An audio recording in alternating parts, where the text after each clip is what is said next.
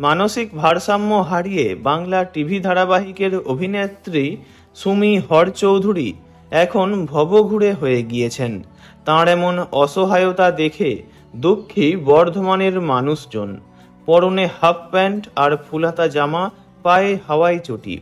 এমন পোশাকে এক মাঝবয়সী মহিলাকে সোমবার বেলায় দেখতে পান পূর্ব বর্ধমানের খণ্ডঘোষের আমিলাবাজার এলাকার লোকেরা।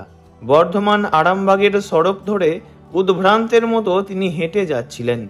বৃষ্টি নামতেই তিনি আমিলাবাজারে থাকা এক বিশ্রামাগারে আশ্রয় নেন। ওই মহিলাকে দেখে তার পরিচয় জানার জন্যই এলাকার সকলে কৌতূহলী হয়ে পড়েন।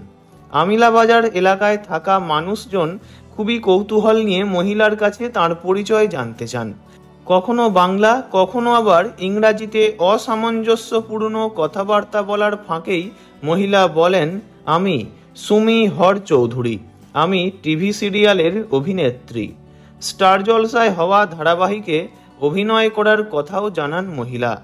এরপরেই ওই নাম ধরে সোশ্যাল মিডিয়ায় প্রোফাইল ঘেঁটে কৌতূহলী মানুষজন নিশ্চিত হন যে মানসিক ভারসাম্য খুইয়ে ফেলা এই মহিলা মিথ্যা কথা বলছেন না।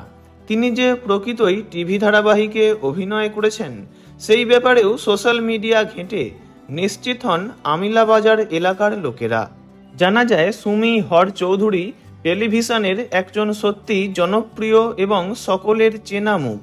রূপসাগরে মনের মানুষ, তুমি আশেপাশে থাকলে সহ অনেক ধারাবাহিকেই তিনি অভিনয় করেছেন।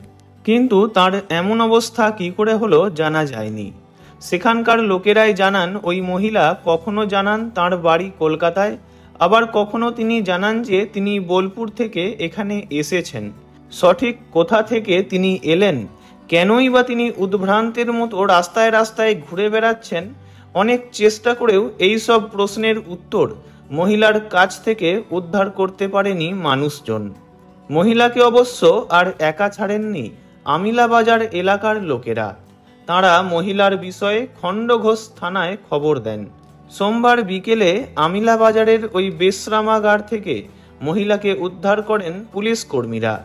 তাকে খণ্ডঘোষ থানায় নিয়ে যাওয়া হয়। বর্ধমান দক্ষিণ মহকুমা পুলিশ আধিকারিক এসডিপিও অভিষেক মণ্ডল বলেন, মহিলাকে হোমে পাঠানো হয়েছে। কলকাতার বেহালা থানাতেও ওই মহিলার বিষয়ে খবর পাঠানো হয়েছে। মহিলার পরিবারের সঙ্গেও যোগাযোগের চেষ্টা চলছে। প্রসঙ্গত, সুমি হর চৌধুরী ছোট পর্দার পাশাপাশি মঞ্চেও অভিনয় করেছেন।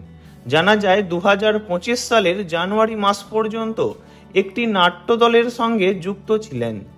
তবে হঠাৎ কেন এই অবস্থা হলো তাঁর, কৌতূহলী টলিপাড়া। ভিডিওটি এইটুকুই। বিনোদন জগতের সব রকম খবরাখবর জানতে চ্যানেলটি অবশ্যই সাবস্ক্রাইব করবেন। ধন্যবাদ।